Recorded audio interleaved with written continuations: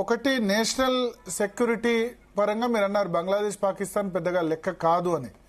But infiltration సమస్య ఒకటి ఉంది. చొరబాటుదారులు డెమోగ్రఫీ మార్చేసింది. అస్సాంలో ఇప్పుడు 38% మంది చొరబాటుదారులు అయిపోయినారు. మన హిమంత బిశ్వ శర్మ ఏమన్నా అంటే 50% ముస్లిం పాపులేషన్ దాటినా ఆశ్చర్యం లేదు, అస్సాంలో ఇంకో 10 ఏళ్లలో అది బంగ్లాదేశ్లో కలుపుకోవచ్చు అన్న విధంగా అస్సాం ముఖ్యమంత్రి మాట్లాడుతున్నారు. అవునండి, అవునండి. ఇప్పుడు వెస్ట్ బెంగాల్ ఆల్సో సేమ్ అదే పరిస్థితి. బంగ్లాదేశ్ నుంచి వలస వచ్చిన వాళ్ళ ఇమ్మిగ్రెంట్స్ అందరికీ మన వెస్ట్ బెంగాల్లో ఉన్న మమతా బెనర్జీ గారు వాళ్ళ ప్రభుత్వం అందరూ కలిసి సెక్యులర్ పార్టీలు కలిసి నెత్తిన పెట్టుకొని వాళ్ళందరికీ ఆధార్ కార్డులు ఇచ్చి ఓటర్ కార్డులు ఇచ్చి దొంగ ఓటర్లుగా వీళ్ళందరినీ ఓటర్లు చేయటం వల్ల మనం ఇప్పటికే చాలా అవస్థలు పడుతున్నాం. ఈ రకంగా డెమోగ్రఫిక్ చేంజ్ భయంకరంగా జరుగుతున్నది. హిందువులే మైనారిటీ అయ్యే హిందూ దేశంలో హిందువులు మైనారిటీ అయ్యే పరిస్థితి ఎంతో దూరంలో లేదు.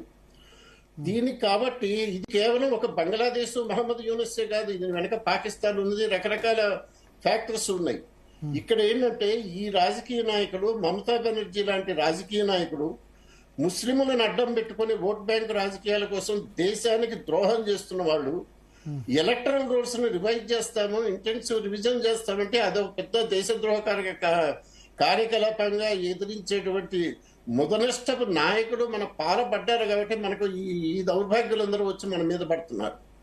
నిర్మోహమాటంగా ఇల్లీగల్ గా ఎవడైతే ఈ దేశంలోకి వచ్చాడో వాడిని ఐడెంటిఫై చేసి గెంటేస్తే దేశానికి సగం దరిద్రం వదులుతుందండి. Okay okay. సో ఒకటి రెండవ సమస్య హిందూస్కు వచ్చిన సమస్య.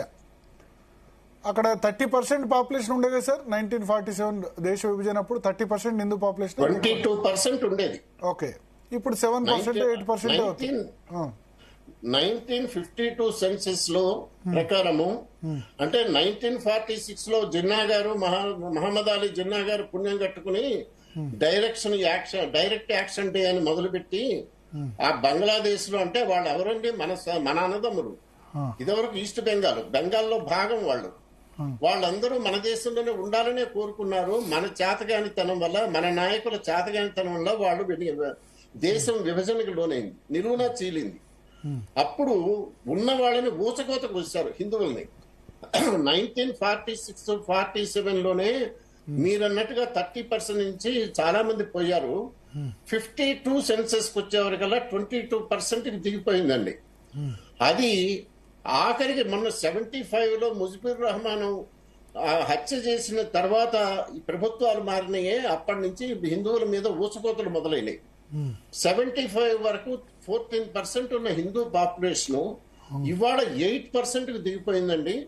ఇవాళ కూడా ఎవరిని బతకనివ్వట్లేదు, ఇళ్ల మీద పడుతున్నారు, ఆడవాళ్ళని రేప్ చేస్తున్నారు, ఇళ్లు తగలబెడుతున్నారు, ఎక్కడెక్కడ ఉన్న వాళ్ళని వేటాడుతున్నారు, అమ్మాయిల్ని ఎత్తుకుపోతున్నారు, చెప్పరాని ఘాతుకాలు జరుగుతున్నాయి. అక్కడ ఎవడు ఏ హిందువు బతికి బట్టగట్టే పరిస్థితి లేదు. అది అంతా చూస్తూ కూడా మనకి ఇంకా అన్నం సహిస్తుందంటే something is wrong with us. We have to really take very serious note of it. అంటే ప్రజలు ఏం చేయగలరు? ప్రభుత్వం కదా చేయాల్సింది. ప్రభుత్వం చేసేది ప్రభుత్వం చేస్తుందండి. ఎందుకంటే మీరు దురంధర్ సినిమా వచ్చింది కదా, అప్పుడే కాస్త తెలిసి ఉంటుంది. మన వాళ్ళు చేసేది ఇవన్నీ డైరెక్ట్ గా పోయి ఆర్మీని పంపించి చేసేటువంటి రోజులు పోయినాయి. ఇవాళ దేశాల మధ్య యుద్ధాలు ఇన్ఫర్మేషన్ ప్లేన్ లోనూ ఇంకో ప్లేన్ లోనూ నడుస్తున్నాయి. మన దేశము సమాజము ఏం చేయాలి అన్న దానికి ప్రభుత్వానికంటూ కొన్ని కన్స్ట్రెంట్స్ ఉంటాయి. కానీ కావాల్సింది ఏంటంటే ఏ ప్రభుత్వమైనా ప్రజలకు జవాబుదారీ. ఈ దేశం హిందువుల దేశం కాబట్టి ఈ దేశంలో హిందువులు గనక అక్కడ పాకిస్తాన్ లోను బంగ్లాదేశ్ లోను ఇంకో చోట జరుగుతున్న ఏ హిందువు మీద దాడి చేస్తున్నా మీరేం చేస్తున్నారు, ఎందుకు చర్య తీసుకోరు అని ముందు మన ప్రభుత్వాన్ని మనం గుర్తుపెట్టుకోవాలి. అప్పుడు ప్రభుత్వం కూడా కదులుతుంది. ప్రభుత్వం చేయాలి కదా అంటే ప్రభుత్వాలు చేయవండి, చేయించాల్సింది మెడలు ఉంచాల్సింది ప్రజలు అనగా హిందువులు. అక్కడ దాడులకు గురవుతున్నది, నష్టపోతున్నది, నాశనం అవుతున్నది మన తోటి హిందువులు. కాబట్టి ఇక్కడే కాదు ప్రపంచంలో ఎక్కడ హిందువుల మీద దాడి జరిగినా అది మన మీద దాడిగా, మన ఆత్మ బంధువుల మీద జరిగిన దాడిగా ప్రతి హిందువు ముందు ఫీల్ అవ్వాలి. గట్టిగా నడిస్తే ఈ రాజకీయ పార్టీలు హిందూ సంస్థలకు కూడా చైతన్యం వస్తుంది. జనం ఊరుకోరు అన్నప్పుడు ప్రభుత్వాలు కూడా కదులుతాయండి. అది కాకుండా ఊరికే ప్రభుత్వం మీదే మనం వదిలేసి కూర్చుంటే మన చేతగానితనం వల్ల, ప్రజల నిర్లిప్తత వల్ల, హిందువుల ఉదాసీనత వల్ల ఈ అనర్థాలన్నీ వస్తున్నాయి. జనం కానీ హిందువులు కళ్ళు తెరిస్తే మొత్తం సినేరియో మొత్తం మారుతుందండి. అంటే ఏం చేయాలి, హిందూ సమాజం ఏం చేయాలంటారు? ఇప్పుడు ఏం చేయాలంటే మన సమాజంలో ఉన్నారు కదా, ఒపీనియన్ మేకర్స్ ఉన్నారు, వాళ్ళు ఉన్నారు, చెప్తే కదలటానికి జనం సిద్ధంగా ఉన్నారు. కానీ వాళ్ళని ఏం చెప్పాలో, అసలు ప్రమాదం ఏమిటో చెప్పటానికి మనకు నోళ్లు పెగలట్లా. మన పెద్దలకు వచ్చినటువంటి బుద్ధి తక్కువతనం. జనం పెద్దలు కనుక ఉన్న విషయాలు విడమర్చి చెప్తే వీర కిషోర్లాగా దూకటానికి హిందూ యూత్ ఉన్నది. వాళ్ళు గనక గట్టిగా గనక చేసుకుంటే మొత్తం చాలా పరిస్థితి మొత్తం మారుతుంది. అది చెయ్యాలి అంటే ఏమవుతుందంటే, అసలు మంది హిందూ దేశం అండి, ఇది హిందూ జాతి అండి. ఆ మాట చెప్పడానికే మాది క్రిస్టియన్ కంట్రీ అని అమెరికా చెప్పడానికి సిగ్గుపడినప్పుడు, మనది హిందూ దేశం అని ఎవడన్నా అంటే మనం ఏదో అదేదో భయంకరమైన చెడు పదార్థంగా అనుకుంటామేంటి? సెక్యులర్ కంట్రీ అంటున్నారు కదా, రాజ్యాంగంలో సెక్యులర్ కంట్రీ.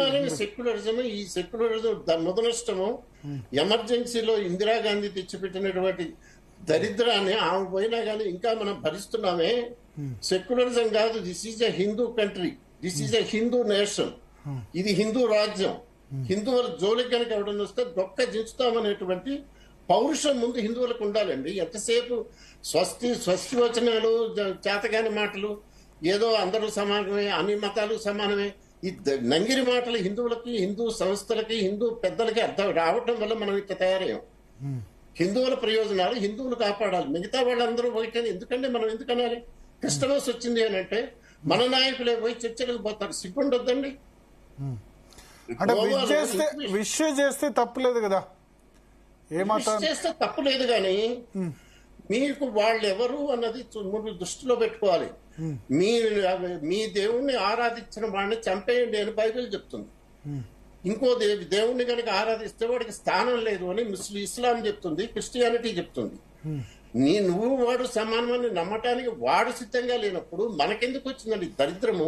నరేంద్ర మోడీ పోయాడు నిన్న December 25th. నిన్న నరేంద్ర మోడీ ఢిల్లీలో వెళ్ళి అదేనండి చర్చిలో ప్రార్థన. సెక్యులర్ వేషాలు, పిచ్చి సెక్యులర్ వేషాలని ఎక్కడం వల్ల కాంగ్రెసే కాదు, ఇప్పుడు ఏ ప్రభుత్వం రాజ్యమైనా వాళ్ళందరికీ పైచంలో ఉన్నారు. ఆ పైచం అన్ని వదిలించాల్సింది ఎవరంటే జనం. జనం కనుక కళ్ళు తెలిస్తే నరేంద్ర మోడీ కాదు, ప్రభుత్వమే కాదు, అన్ని రాజకీయ పార్టీలు దగ్గరికి వస్తాయి. మన చేతిలో ఉంది కీలకం. Okay okay. సో ఒకటి మరి అక్కడున్న 1.3 కోట్ల మంది ఇంకా మిగిలారు 17 కోట్ల మంది పాపులేషన్ లో. అంతేనండి. వాళ్ళ పరిస్థితి ఏంది? వాళ్ళని ఇక్కడికి మనం ఏమైనా తీసుకురాగలమా? కొద్ది మంది అయినా ఎవరైనా కట్టుబట్టలతో రావడానికి సిద్ధంగా ఉంటే? ఏం లేదండి, అక్కడ హిందువుల మీద ముస్లింలు దాడి చేస్తున్నారు కదా, అంటే మెజారిటీ ఎవరుంటే మైనారిటీలు ఉండటానికి వీలేదు, చంపేయాలనే రూల్స్ వాళ్ళు పెట్టారు కదా. మనం కూడా అదే రూల్స్ ఇక్కడ పాటిస్తే అన్ని సెట్ అయిపోతాయి. అది ఎట్లా సార్? అది సాధ్యం కాదు కదా. అది సాధ్యం కాదంటే ముందు మనం ఇంటికే ఉంటామండి. బిఆర్ అంబేద్కర్ గారు 1947లో మన దేశం విభజన అయినప్పుడు ఒక మాట చెప్పాడు, ఇక్కడ ఉన్న హిందూ పాపులేషన్ ని పాకిస్తాన్ పంపించేయండి, అక్కడున్న హిందువుల్ని ఇక్కడికి తెచ్చేయండి అని. అంబేద్కర్ గారు దూరం ఆలోచించి అవ్వాళ్ళు చెప్పిన మాట గనక మన నాయకులు ఎవరికన్నా గనక అంటే దాడులు చేయడం కరెక్ట్ కాదు కదా. దాడులా బలవంత మత మార్పిళ్ళు అంటారా?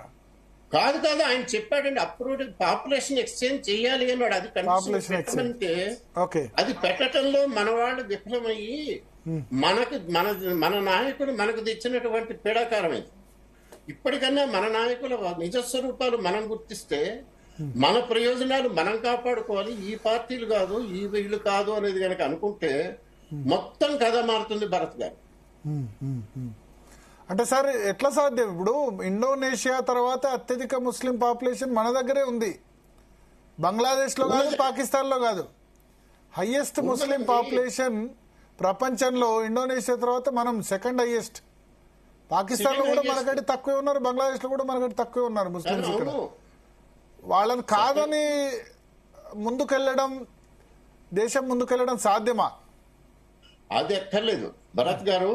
మనం ముస్లింల మీద కొట్లాడక్కర్లేదు, ఏమక్కర్లేదండి.